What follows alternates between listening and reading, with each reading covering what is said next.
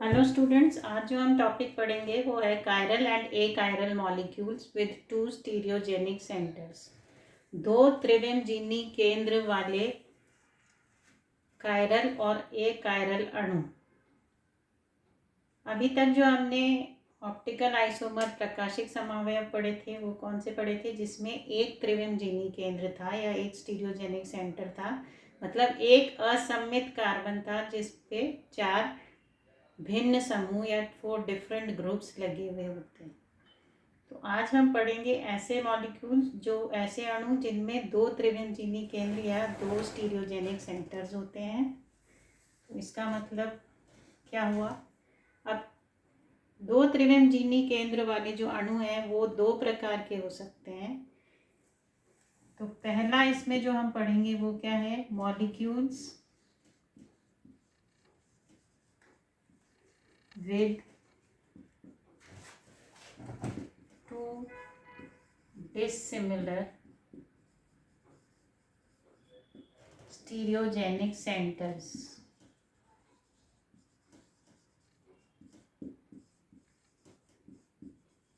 ठीक है, इसका अर्थ क्या हुआ?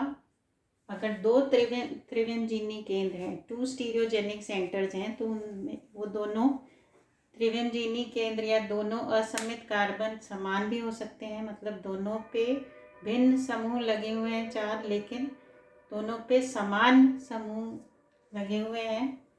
और दूसरा हो सकता है कि वो दोनों स्टीरियोजेनिक सेंटर डिफरेंट हो। तो पहले हम वो लेंगे जिसमें दो स्टीरियोजेनिक सेंटर हैं, दो असममित कार्बन हैं और वो दोनों असममित कार्बन एक दूसरे से भिन्न हैं।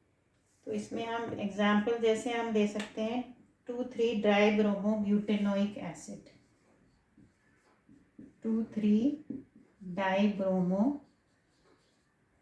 Butanoic acid. ठीक है, इसका अगर हम सिंपल स्ट्रक्चर लिखें तो क्या होगा? CH3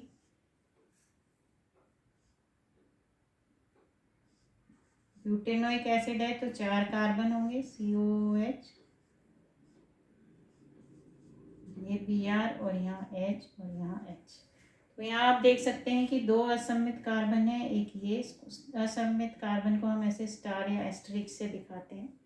तो इसमें ये दो असममित कार्बन है और दोनों एक दूसरे से भिन्न कैसे हैं? क्योंकि इन पे जो समूह लगे हुए हैं, दो समूह तो समान है लेकिन तीसरा भिन्न है, इसलिए दोनों एक दूसरे से भिन्न हो गए। अब इसके अगर हम आइसोमर्स बनाएंगे, समवयव बनाएंगे, तो 4 समवयव हम इसके बना सकते हैं। किस तरह से? COOH और CH3, जो लॉन्गेस्ट कार्बन चेन है वो हम ऐसे वर्टिकली दिखाते हैं और बाकी दोनों समूह को हम ऐसे लगा सकते हैं, H Br H Br। तो एक तो ये हो गया आपके पास। दूसरा इसी की मिरर इमेज हो सकती है, COOH C। मिरर इमेज हम कैसे बनाते हैं? इस मॉलिक्यूल को पलट देते हैं तो H उधर चल जाएगा, Br इधर आ जाएगा। ठीक है,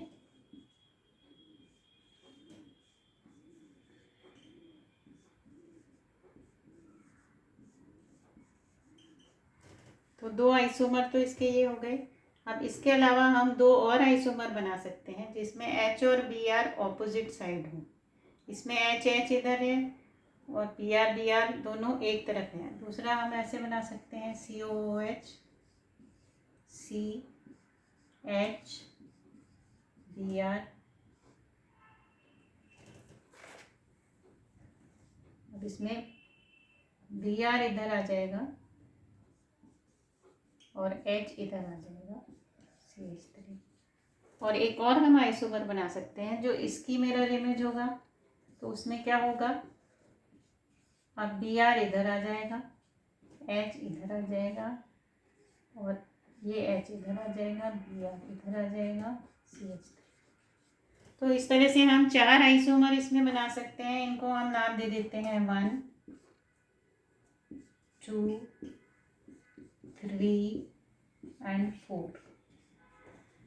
क्लियर है?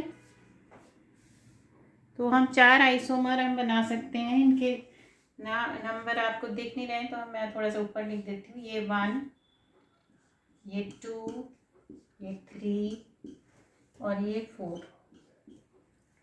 ठीक है, तो इस तरह से 4 आइसोमर आप लिख सकते हैं। अब इसमें से अगर आप देखें तो ये हमने पहले भी पढ़ा था, ये दोनों क्या है, एक दूसरे के इनैंशियोमर्स हैं। ठीक है, तो फर्स्ट और सेकंड जो है, इसको मैं यहाँ लिख रही हूँ क्योंकि वहाँ नीचे आपको दिखेगा नहीं। तो फर्स्ट और सेकंड एक दूसरे की मिरर इमेज है, तो इसलिए फर्स्ट और सेकंड एक दूसरे के क्या हो गए, प्रतिबिंब समावयव या इनैंशियोमर्स। ठीक है, इसी तरह से थर्ड और फोर्थ जो है वो एक दूसरे के इनैंशियोमर्स हैं या प्रतिबिंब समावयव हैं। ठीक है, लेकिन फर्स्ट और थर्ड या सेकंड और फोर्थ, इनमें आपस में क्या रिलेशन होगा,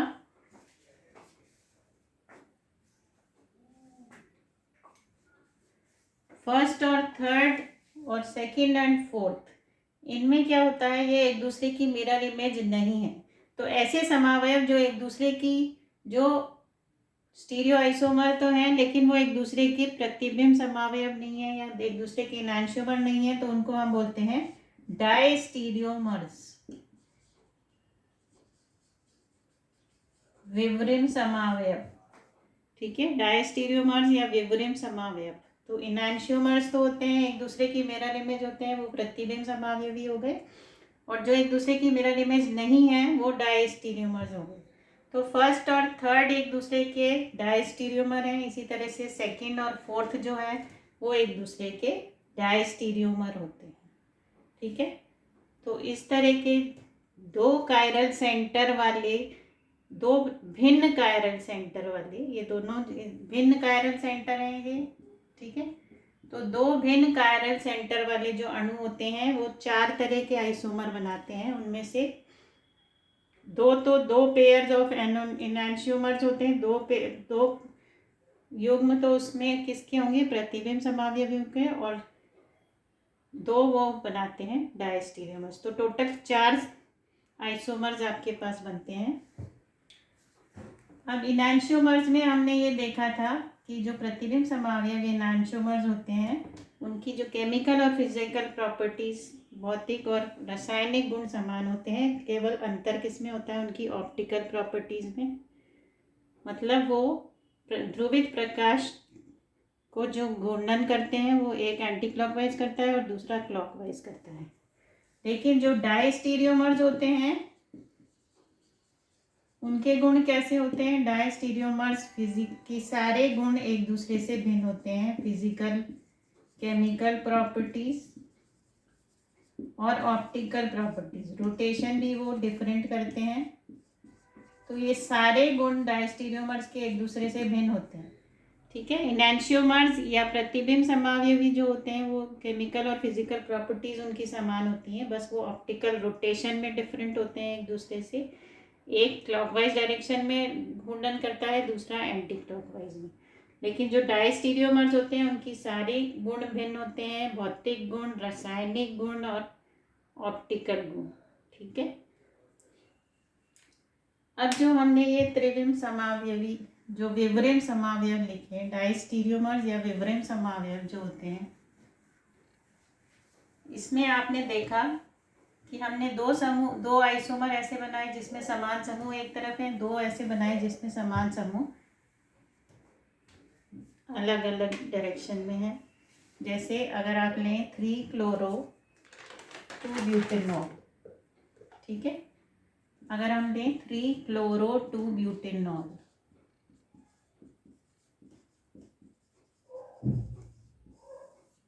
ठीक है, इसी का हम दूसरा उदाहरण ले रहे हैं। तो इसमें क्या होगा, दो भिन्न स्टीरियोजेनिक सेंटर से दो असममित कार्बन है, CH3 यहाँ हो गया, OH यहाँ हो गया, H यहाँ हो गया, H यहाँ हो गया, Cl यहाँ हो गया, और CH3 यहाँ हो गया। ठीक है, ये हो गया 3-chloro-2-butanol। इसका हम दूसरा आइसोमर बनाएं, इसकी मिरर इमेज बनाएं तो क्या होगा, CH3 यहाँ रहेगा। मिरर इमेज के लिए इसको उल्टा कर देंगे, हम पलट देंगे। ठीक है, तो OH समूह इधर आ गया, H इधर आ गया, Cl इधर आ गया, H इधर आ गया, CH3। ठीक है, इसी तरह से हम ऐसा बना सकते हैं जिसमें समान समूह जो है वो एक दूसरे ऑपोजिट साइड पे हो। जैसे H इधर है, OH इधर है, अब Cl हम इधर ले लें और H इधर ले लें।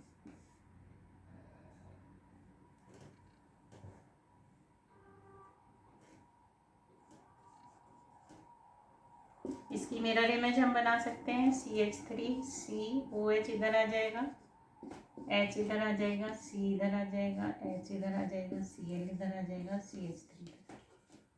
ठीक है, तो इसके हम ये 4 आइसोमर बना सकते हैं। अब इसमें क्या होगा, अब ये उसी का दूसरा एग्जाम्पल है। तो इसमें जो 2 ग्रुप्स सिमिलर ग्रुप्स, जैसे 2 हाइड्रोजन हैं, दोनों सेम साइड पे हैं इन दोनों आइसोमर में, और इन दोनों में H जो है वो ऑपोजिट साइड है।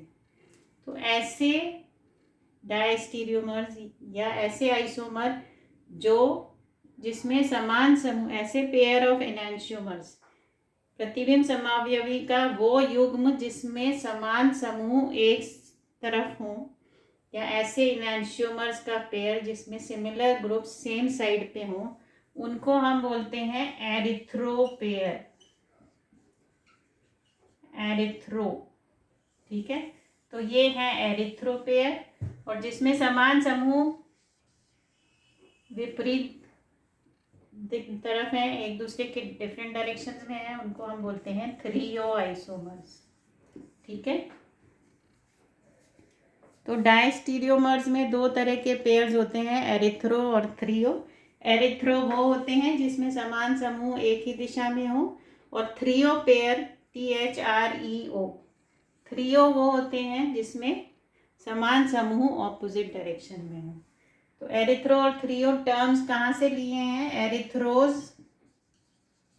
और थ्रियोज शुगर होती है, ये शर्करा होती है 4 कार्बन वाली, उनसे ये नाम लिया गया है थ्रियोज और एरिथ्रोज। तो शर्करा में H और OH ग्रुप जो हैं, जो समान तरफ होते हैं, वो एरिथ्रोज होती है 4 कार्बन वाली, और जिसमें डिफरेंट साइड होते हैं उसको थ्रियोज बोलते हैं, इसलिए इसको एरिथ्रो पेयर और थ्रियो पेयर नाम दिया गया है। ठीक है, तो इस तरह से हमने देखा कि जब 2 भिन्न स्टीरियोजेनिक सेंटर होते हैं किसी भी अणु में, तो ऐसे भिन्न स्टीरियोजेनिक सेंटर वाले मॉलिक्यूल जो हैं वो 4 तरह के समावयव देते हैं। उसमें से 2 एरिथ्रो पेयर और 2 थ्रियो का पेयर होता है, और जो मिरर इमेज होते हैं उनको हम एनांशियोमर्स बोलते हैं, और जो एक दूसरे की मिरर इमेज नहीं है उनको हम डायस्टीरियोमर्स या विवरिम समावयव बोलते हैं। ठीक है,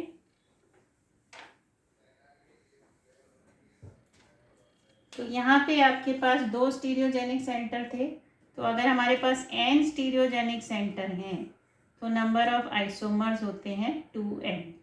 ठीक है, अगर n स्टीरियोजेनिक सेंटर्स हैं, n असममित कार्बन है किसी अणु में, तो 2n आइसोमर्स बनते हैं। ठीक है, तो यहाँ पे आपके पास 2 असममित कार्बन थे, तो 2⁻², तो 4 आइसोमर्स हमारे पास बने। ठीक है, तो इस तरह से कोई भी अणु कितने प्रकाशिक समावयव बना सकता है, जितने उस पे असममित कार्बन है उसको 2 की पावर हम उतने कर देते हैं, 2 की पावर n लगा देते हैं, तो इसको हम बोलते हैं van Hoff formula. Van Hoff formula क्या बताता है हमको कि कितने, जब स्टीरियोजेनिक सेंटर n होंगे तो 2n आइसोमर्स बनते हैं। ठीक है, लेकिन ये फॉर्मूला तब लागू होता है जब सारे स्टीरियोजेनिक सेंटर जो हैं वो, जब सारे असममित कार्बन असमान हो। अगर स्टीरियोजेनिक सेंटर या असममित कार्बन समान होंगे तो फिर ये फॉर्मूला लागू नहीं होगा। तो अब हम ऐसे यौगिक पढ़ेंगे जिसमें 2 स्टीरियोजेनिक सेंटर हों लेकिन दोनों समान हैं। तो ऐसे molecules with 2 similar stereogenic centers।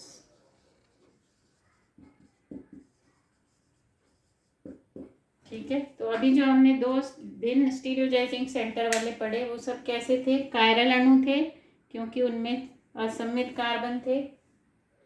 लेकिन यहाँ पे अगर हम देखें तो 2 समान स्टीरियोजेनिक सेंटर वाले जो यौगिक होते हैं उसका एग्जांपल हम देख सकते हैं टार्टरिक एसिड।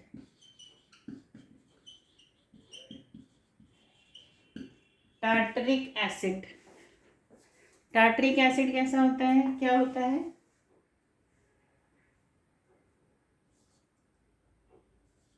COOH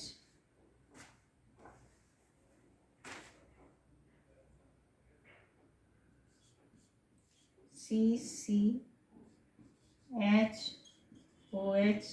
HOH, इधर COOH और इधर भी COOH। ठीक है, तो 2 असममित कार्बन हो गए इस पे।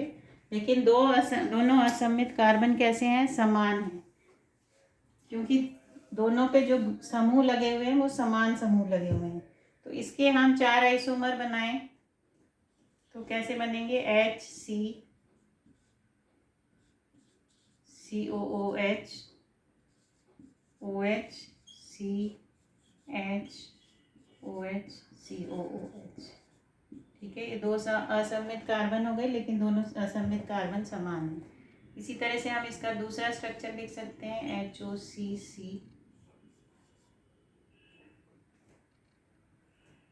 OH, सॉरी, इसकी मिरर इमेज बनाएंगे पहले हम। ठीक है, तो OH H H, इसको पलट देंगे, इसकी मिरर इमेज बन जाएगी। दूसरा हो सकता है COOH, यहाँ आएगा COOH, यहाँ आएगा। दूसरा इसका आइसोमर ऐसा बन सकता है जिसमें H और OH दोनों अलग अलग दिशा में हो। तो H इधर आ गया, OH इधर आ गया, H इधर आ गया और OH इधर आ गया, सॉरी, HOH OH H। ठीक है, COOH COOH। और चौथा इसकी मिरर इमेज बन जाएगी HOCH COOH CHOH COOH। ठीक है, तो इस तरह से हम देख सकते हैं इसमें कितने बन गए? 4। वही 4 आइसोमर हम बना सकते हैं जैसे हमने 2 डिसिमिलर वालों में बनाया था। लेकिन यहाँ एक अंतर है, अगर आप फर्स्ट और सेकंड को देखें तो फर्स्ट और सेकंड में बीच में आप एक मिरर प्लेन बना सकते हैं। तो सममिति का तल यहाँ पे आ गया। तो आप इस फर्स्ट वाले अणु को अगर हम देखें तो इसको अगर हम पलट देंगे तो आपके पास यही समूह आ गया। तो सेकंड वाले को रोटेट करके हम फर्स्ट वाला अणु पा सकते हैं। इसका मतलब ये दोनों जो हैं ये एक दूसरे की कैसी मिरर इमेज है, एक दूसरे पे अध्यारोपित की जाए। अगर आप इसको रोटेट करते हैं तो इस पे अध्यारोपित कर सकते हैं। तो मिरर इमेज, ये दोनों एक दूसरे के मिरर इमेज प्रतिबिंब समावयवी हैं, लेकिन कैसे हैं? जो एक दूसरे पे अध्यारोपित किए जा सकते हैं। इसका मतलब 1 और 2 जो है वो एक दूसरे से भिन्न नहीं है, बल्कि ये दोनों एक ही अणु हैं। ये दोनों अलग अलग आइसोमर नहीं है, ये दोनों एक ही अणु हैं। तो इनको हम बोलते हैं मीजो कंपाउंड। ठीक है, तो ये मीजो फॉर्म है।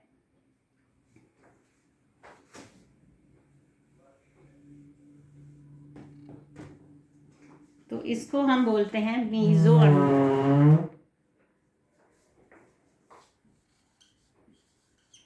मीजो फॉर्म है और ये दोनों एक ही अणु हैं।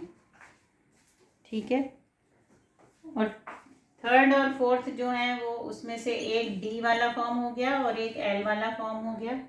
तो इस तरह से हम देख सकते हैं कि जब दो समान असममित केंद्र होते हैं तो जो मॉलिक्यूल आइसोमर बनाएगा वो तीन ही आइसोमर बनाएगा। कौन कौन से? एक डी या प्लस वाला फॉर्म, दूसरा एल या माइनस वाला, और तीसरा मीजो। ठीक है, ये तीन आइसोमर बनते हैं। और चौथा एक और कौन सा हो सकता है? अगर हम डी और एल को 50-50% मिला दें तो उसको हम क्या बोलते हैं? रैसिमिक मिश्रण। तो इस तरह से ये चार फॉर्म हम बना सकते हैं। ठीक है, तो डी फॉर्म होगा ऑप्टिक, ये दोनों कैसे हैं? ऑप्टिकली एक्टिव हैं। डी वाला जो है वो क्या करेगा? ध्रुवित प्रकाश के तल को क्लॉकवाइज डायरेक्शन में घुमाएगा, एल वाला एंटी क्लॉकवाइज डायरेक्शन में घुमाएगा। और ये मीजो फॉर्म होगा, ये दोनों एक ही यौगिक हैं। ठीक है, मीजो फॉर्म क्या होगा? इसमें सममिति का तल आ गया, इसलिए ये ऑप्टिकली एक्टिव नहीं है। तो इसमें क्या होगा?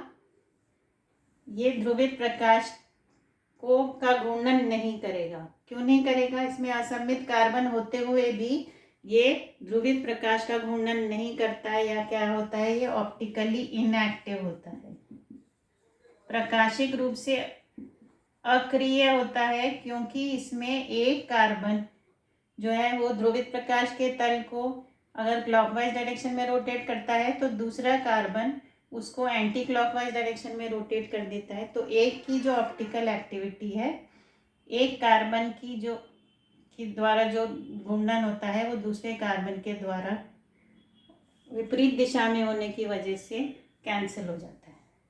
ठीक है, तो दोनों कार्बन ऑप्टिकली एक्टिव हैं लेकिन एक दूसरे की विपरीत दिशा में घूर्णन करते हैं, इसलिए नेट इफेक्ट क्या होता है? ऑप्टिकली इनएक्टिव यौगिक हो जाता है। ठीक है,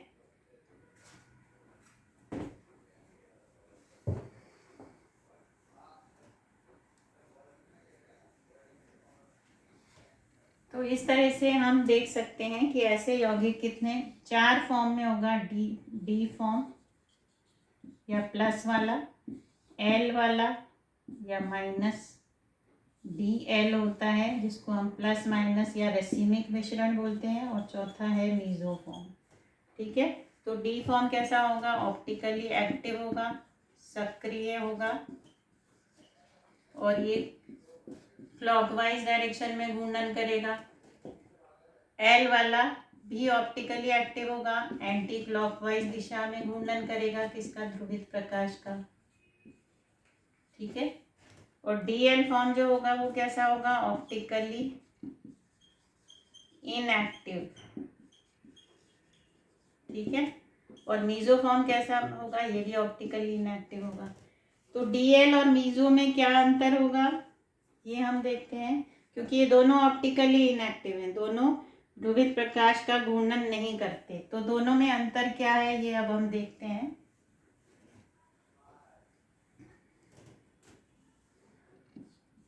यहाँ हम लिखते हैं रैसिमिक मिश्रण, या डी एल या प्लस माइनस, ये सब हम बोल सकते हैं इसको।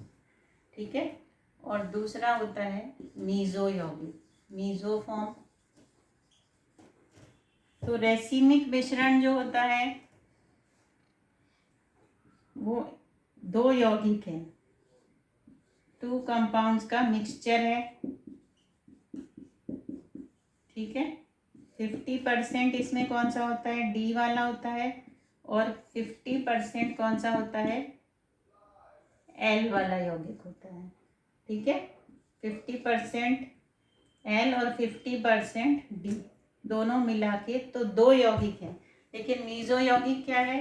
एक ही यौगिक है, वन मॉलिक्यूल, वन कंपाउंड। ठीक है, रेसिमिक मिश्रण में कोई प्लेन ऑफ सिमेट्री नहीं होती है, कोई सममिति का तल नहीं होता। डी और एल दोनों जो है उनका मिश्रण होता है, तो दोनों ऑप्टिकली एक्टिव हैं तो उनमें कोई सममिति का तल नहीं होगा। लेकिन मीजो में हमने देखा बीच में हम एक सममिति का तल बना सकते हैं, तो इसमें वन प्लेन ऑफ सिमेट्री होता है।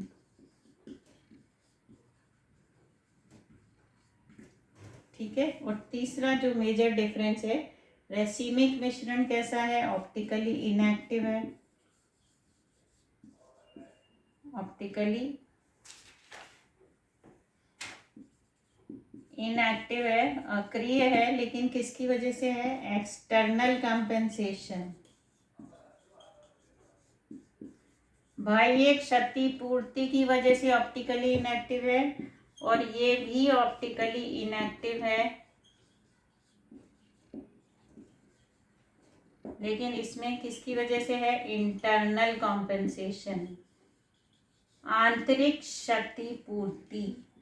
ठीक है, इसका मतलब क्या हुआ? इंटरनल और एक्सटर्नल कॉम्पेंसेशन या बाह्य और आंतरिक क्षतिपूर्ति का अर्थ है कि रेसिमिक मिश्रण में 50% डी और 50% एल है, तो 50% यौगिक जो है मिश्रण में से 50% जो है वो प्रकाश का घूर्णन क्लॉकवाइज दिशा में करेंगे और 50% एंटी क्लॉकवाइज में, तो उसकी वजह से उनका ऑप्टिकल एक्टिविटी कैंसिल हो जाती है और नेट ऑप्टिकल एक्टिविटी 0 होती है। तो घूर्णन किसी भी दिशा में नहीं होता, क्योंकि आधे अणु जो हैं वो घूर्णन क्लॉकवाइज दिशा में करते हैं और आधे एंटी क्लॉकवाइज में करते हैं। लेकिन मीजो यौगिक में क्या होता है? इंटरनल कॉम्पेंसेशन होता है, आंतरिक क्षतिपूर्ति। इसको हम बोलते हैं बाह्य क्षतिपूर्ति, और इसको बोलते हैं आंतरिक क्षतिपूर्ति। तो आंतरिक का मतलब क्या हुआ कि अणु का एक भाग जो है वो तो प्रकाश का घूर्णन क्लॉकवाइज दिशा में करता है और दूसरा भाग एंटी क्लॉकवाइज दिशा में करता है, इसलिए ऑप्टिकली इनएक्टिव होता है। तो इसमें अलग अलग अणुओं के जो ऑप्टिकल एक्टिविटी है वो कैंसिल होती है। इसमें एक ही अणु का एक भाग जो है वो क्लॉकवाइज दिशा में घूर्णन करता है और दूसरा भाग, अभी हमने देखा था बीच में हम मिरर प्लेन सिमेट्री का बना सकते हैं।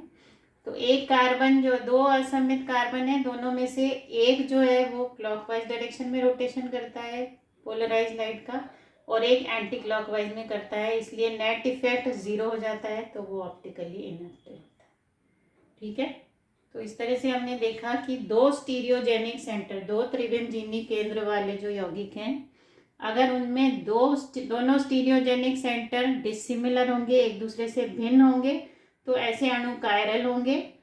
और जिसमें दोनों स्टीरियोजेनिक सेंटर समान है, जैसा हमने टार्ट्रिक एसिड में देखा, तो उसमें जो मीजो फॉर्म है वो कैसा होगा? ए कायरल होगा, और जो डी और एल फॉर्म है वो कायरल होंगे। डी और एल जो है वो कायरल होंगे, और जो मीजो फॉर्म है वो कैसे होंगे? ए कायरल होंगे, उनमें कोई ऑप्टिकल एक्टिविटी नहीं होगी। तो कायरल और ए कायरल अणु जिसमें 2 त्रिविमजीनी केंद्र हैं वो हमने आज पढ़े। तो आई होप आपको समझ में आ गया होगा। अगर दोनों स्टीरियोजेनिक सेंटर एक दूसरे से भिन्न है तो सारे अणु कैसे होंगे? कायरल होंगे। और अगर एक दूसरे के समान है दोनों असममित कार्बन, तो उसमें मीजो फॉर्म भी होता है और डी और एल फॉर्म भी होते हैं। डी और एल तो कायरल होंगे, लेकिन जो मीजो अणु है वो ए कायरल होगा, और किसकी वजह से होगा? क्योंकि उसमें इंटरनल कंपेंसेशन होता है, मिरर प्लेन सिमेट्री आ जाती है अणु में। ठीक है, तो थैंक यू सो मच।